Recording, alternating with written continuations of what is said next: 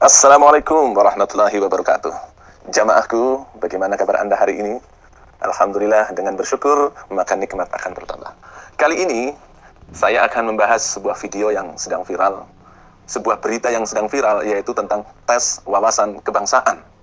Ya, yang ditujukan kepada para anggota KPK, Komisi Pemberantasan Korupsi, di mana dalam tes itu sekitar 70-an anggota KPK nilainya jeblok, merah, termasuk di dalamnya ada Novel Baswedan. Mereka ngotot bahwa tes wawasan kebangsaan ini menimbulkan bahaya besar bagi bangsa Indonesia. Ya, di antara yang ngotot tersebut adalah anggota dari DPR RI, fraksi PKS, Bapak Muzamil Yusuf. Beliau menyatakan tes kebangsaan ini sedang mengancam, ya, menimbulkan bahaya besar bagi negara Republik Indonesia ini. Ya.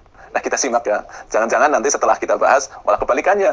Pernyataan yang ngotot-ngotot tersebut justru yang menimbulkan bahaya besar bagi bangsa Indonesia. Jangan-jangan malah pernyataan dari Bapak Muzamil ini yang bisa menimbulkan bahaya besar bagi bangsa Indonesia ini. Oke, kita simak dulu video dari beliau. Yaitu pertama, seorang muslimah calon ASN KPK ketika ditanya tentang siapkah mencabut kerudung dan jilbabnya demi bangsa dan negara, ketika dia menjawab tidak, saya akan tetap memakai kerudungnya, penguji mengatakan Anda egois, tidak berani berkorban demi bangsa dan negara. Pertama masalah kerudung. Ya. Betul, agama Islam itu memerintahkan seorang muslimah untuk menutup auratnya. Tapi tentang batas, apalagi model kudung, itu adalah sesuatu yang masih khilafiyah, ada perbedaan pendapat di dalamnya. Ya, kita contohkan saja bahwa tren kudung, apalagi syar'i yang sampai kubur-kubur itu adalah tren belakangan ini. Dulu muslimah Indonesia bahkan, ya, seorang wanita besar yang jasanya sangat luar biasa, Raden Ajeng Kartini.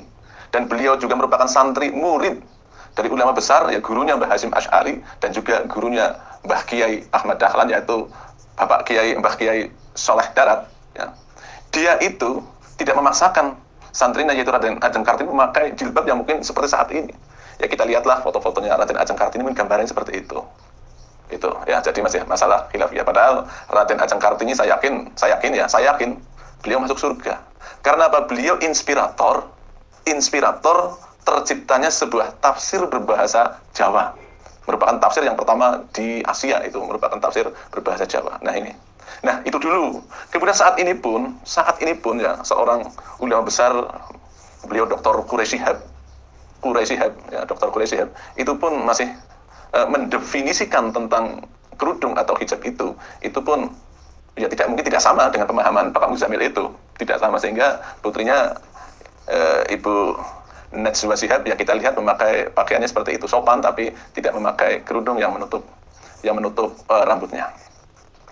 Itu tentang batasan kerudung. Nah, tentang tes wawasan kebangsaan membahas kerudung ini, justru kalau memaksakan kehendak bahwa harus memakai kerudung ketika negara membutuhkan, justru ini menggambarkan bahwa beliau tidak punya wawasan. Wawasannya sempit dan justru memaksakan pemikirannya saja, mengabaikan pemikiran orang lain. Nah, ya pantas saja kalau orang yang memilih tidak mau memakai kerudung ketika negara membutuhkan, ya jelas wawasan kebangsaannya sangat sempit. Dan orang-orang yang seperti itu ya layak tidak diluluskan. Ya, wawasannya dia itu sempit. Yang wawasan sempit itu malah justru memaksakan kepada orang lain. Ya, tidak mau menerima kebenaran dari orang lain, hanya menganggap kebenaran dirinya yang mutlak. Nah, ini bahaya sekali untuk persatuan kebangsaan Indonesia ini. Jadi kalau ada orang yang berpindah seperti itu, wajar. Dan menurut saya tidak pantas menjadi ASN, aparat sipil negara. Ya, kita dengarkan lagi tentang masalah memilih Pancasila atau Al-Quran. Ya, dengarkan lagi ya, kita bahas. Yang kedua, lebih parah dari itu adalah seorang peserta tes telah ditanya untuk memilih salah satu saja, Pancasila atau Al-Quran, tidak boleh memilih kedua-duanya. Pembenaran terhadap pertanyaan-pertanyaan tersebut telah kita dengar bahwa BKN ingin memberangus habis paham radikalisme agama yang telah menyebar di kalangan ASN. Dengan alasan tersebut, BKN tentu merasa telah menyelamatkan negara, pemerintah dari bahaya besar. Padahal yang sesungguhnya terjadi, BKN telah menciptakan bahaya yang lebih besar. Pertama, mengabaikan sikap negarawan founding fathers kita yang arif dan bijaksana, menyandingkan sila pertama ketuhanan yang Maha Esa dengan sila ketiga persatuan Indonesia dengan harmoni di dalam Pancasila. Kedua, BKN telah menginjak-injak amanat konstitusi Undang-Undang Dasar kita, pasal 29 ayat 1 dan 2, yang berbunyi, negara berasal atas ketuhanan yang Maha Esa dan negara menjamin setiap penduduk untuk memeluk agamanya masing-masing dan beribadat menurut agama dan kepercayaan itu.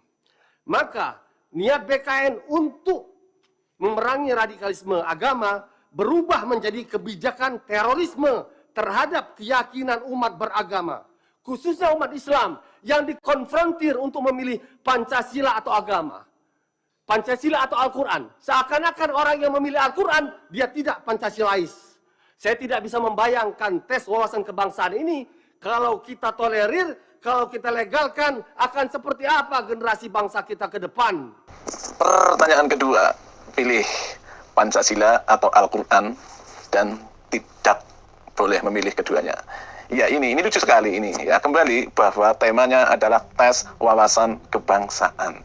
Sekali lagi, tes wawasan kebangsaan. Sebenarnya kalau kita dengar selanjutnya, Pak Muzamil ini sudah paham. Ya, Pak Muzamil sudah paham bahwa Al-Quran dengan Pancasila itu tidak sebanding dan tidak boleh dibandingkan. Nah, ketika ada pertanyaan seperti ini, ya ingat pertanyaan wawasan. Ya, pertanyaan wawasan. Ketika ada pertanyaan seperti ini, sebenarnya kan kita paham bahwa pertanyaan itu juga ingin ada pertanyaan yang sifatnya menjebak, ada pertanyaan yang sifatnya ya pengetahuan dan sebagainya. Ya. Sudah tahu Pancasila dan agama atau Al-Quran itu tidak bisa dibandingkan dan tidak sebanding. Nah, sebenarnya kalau ini temanya tes wawasan kebangsaan, ya jawabnya gampang sekali, nggak usah dipikir teman-teman ya. Nggak usah dipikir, tinggal aja karena tes wawasan kebangsaan ya kita pilih Pancasila. Karena ini wawasan dan kita semua tahu bahwa ini pertanyaan salah ya. Dia itu menyalahkan pertanyaan itu ya. Kita tahu itu pertanyaan salah. Makanya kita jawabnya karena temanya tes wawasan kebangsaan gitu loh, ya kan? Lucu kan? Nah, tapi karena memang egonya tinggi, tidak mau memahami orang lain. Ya, yang dipikirkan apa yang dia pikirkan, apa yang dia ingini saja, dan menyalahkan orang lain akhirnya. Kembali lagi ini sifat yang sangat berbahaya, yang justru bisa menghancurkan negara ini, bisa menghancurkan persatuan dan kesatuan, yaitu merasa diri paling benar dan juga menyalahkan orang lain. Betul, kita boleh merasa benar, tapi pun kita harus menghargai orang lain. Itu seharusnya sikap kita seperti itu. Nah, kemudian sebenarnya kalau kita kaji materinya, bagaimana kita membandingkan antara Al-Quran dan juga tes wawasan kebangsaan. Ini saya beri gambaran seperti ini. Ya. Dulu Waliullah Sunan Kudus.